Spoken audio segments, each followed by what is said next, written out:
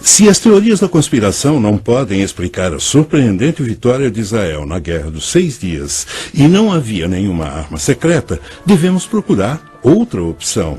Talvez tenha havido uma intervenção de outro tipo que levou o general Mordecai Rode a dar a seguinte explicação. Ele disse: quando nossa nação é encurralada, ela se ergue e revida em dobro. Esse espírito é a arma secreta do povo de Israel.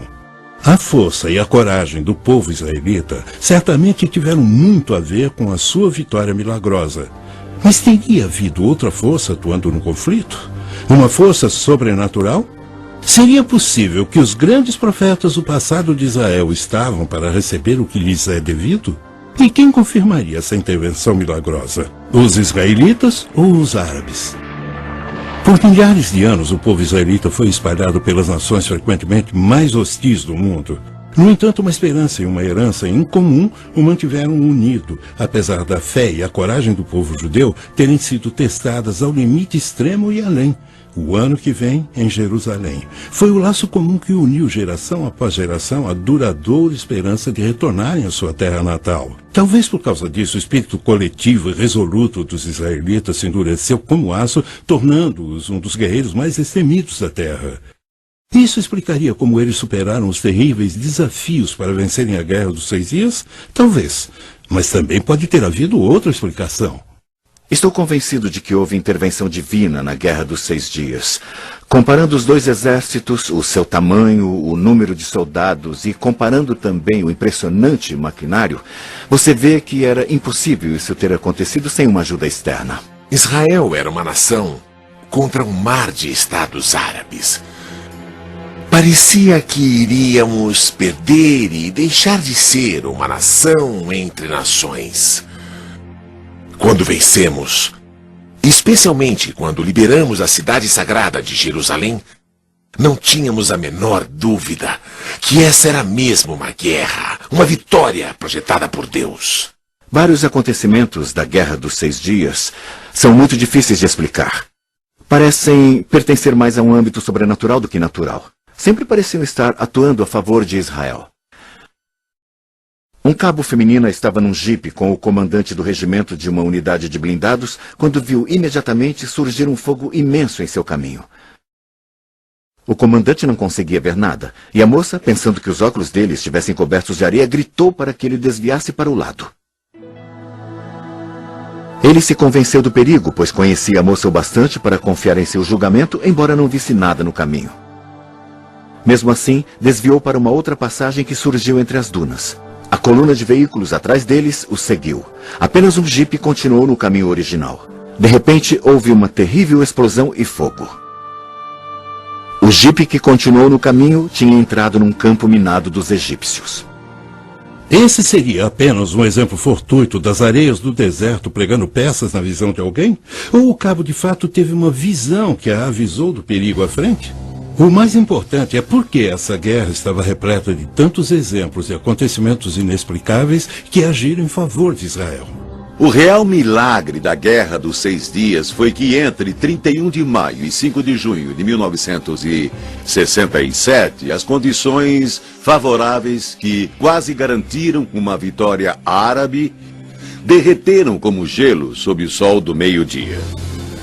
E Israel subitamente emergiu vitoriosa. Para a surpresa de todos, acho que o poderio ocidental e todo mundo ficou totalmente chocado com a vitória após ter examinado o mecanismo da vitória de Israel. Descobriram que houve vários milagres. Surgimento de soldados que não deveriam estar lá, aparições milagrosas, como descrito por homens como Gerson Salomão, do Monte do Templo, de soldados com uniformes brancos que afugentaram os sírios. Ele conta a história de como eles salvaram sua vida. E mais tarde, ninguém conseguiu explicar aqueles soldados com uniformes brancos. Israel é um milagre. E como Deus aparece nos campos de batalha e na história de 4.000 anos, é um milagre. Na batalha que levou à Guerra dos 6 Dias, na fronteira de Israel com a Síria, fui muito ferido durante uma batalha longa e muito difícil. Um tanque me atropelou, então eu fiquei estirado no chão, quase morto. Eu só tinha minutos de vida. Centenas de soldados sírios vieram das montanhas e me cercaram. Nos meus últimos instantes de vida, podia ouvi-los carregando as armas para me matar. De repente, quando estavam prontos para atirar, deram as costas e voltaram rápido para as montanhas. No mesmo instante, eu vi uma luz imensa me cobrir de todos os lados e ouvi a voz de Deus falando com o meu coração.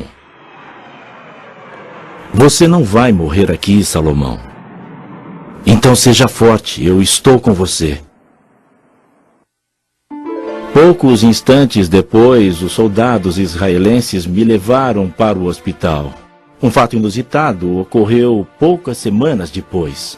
Observadores das Nações Unidas, que acompanharam a batalha entre os sírios e a minha unidade, vieram me encorajar e disseram: nós perguntamos aos oficiais árabes que comandaram a batalha contra a sua unidade por que não atiraram no oficial israelense quando tiveram a chance, e eles responderam: não pudemos matá-lo porque quando estávamos prontos para atirar. De repente, apareceram milhares de anjos.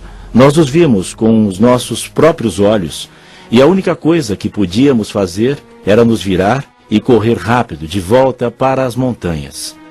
O Deus dos judeus queria esse soldado israelense vivo. Outro grande milagre aconteceu no Sinai, quando um soldado israelense que tinha perdido a sua unidade e estava sozinho, de repente viu uma unidade militar de milhares de egípcios. Eram milhares de egípcios. Quando eles o viram, ergueram as mãos e, de mãos erguidas, andaram até ele, prontos para serem aprisionados. Ele ficou surpreso, não acreditava no que via, mas os levou como prisioneiros. Eles o seguiram até a unidade principal da qual ele havia se perdido. Ao chegar à unidade, sua unidade ficou chocada. Eles não podiam acreditar. Um soldado israelense sozinho, levando atrás de si milhares de soldados egípcios de mãos erguidas, prontos para serem presos. Então eles levaram os soldados presos e depois interrogaram os oficiais egípcios. O que houve? Como se renderam a um soldado israelense? E eles responderam: ele não estava sozinho. Junto dele haviam milhares e milhares de anjos, com armas em suas mãos, prontos para atirar. E eles disseram: estamos prontos para lutar contra soldados israelenses, mas não estamos preparados para lutar contra os anjos de Deus. Comparando os dois exércitos, seu tamanho, o número de soldados e também comparando o seu maquinário, vê-se que jamais poderia ter acontecido sem uma ajuda externa. Se olharmos as Escrituras, nós vemos que Elias também esteve rodeado pelo inimigo a um dado momento.